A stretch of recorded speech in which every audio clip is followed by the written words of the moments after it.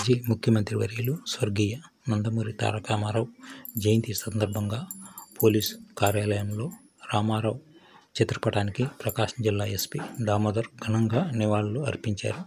దీంతోపాటు ఒంగోలు అద్దంకి బస్టాండ్ సెంటర్లో గల నందమూరి తారక రామారావు విగ్రహానికి ఎస్పీ దామోదర్తో పాటు పోలీసు అధికారులు కూడా పూలమాలలు వేసి ఘనంగా నివాళులు అర్పించారు. ఈ సందర్భంగా ఎస్పీ దామోదర్ మాట్లాడారు. తెలుగువారి ఆత్మగౌరవానికి ప్రపంచానికి చాటి చెప్పిన వ్యక్తి ఎన్టీ రామారావు అని అన్నారు. కళారంగంలో ఎన్టీఆర్ పోషించిన పాత్రలు నేటికీ ప్రజల హృదయాల్లో నిలిచిపోయాయని ఎస్పీ అన్నారు. పౌరాణిక పాత్రల విషయం గురించి చెప్పవలసిన పని లేదు. నభూతే నభవిష్యత్ అన్న విధంగా అన్ని పౌరాణిక పాత్రల్లో జీవించి తెలుగుతో పాటు అన్ని భాషల ప్రేక్షకులను అలరించారని చెప్పారు. ఎన్టీఆర్ చేసిన సేవలకు రాష్ట్ర ప్రభుత్వం రాష్ట్ర పండుగగా ప్రకటించారని ఎస్పీ అన్నారు.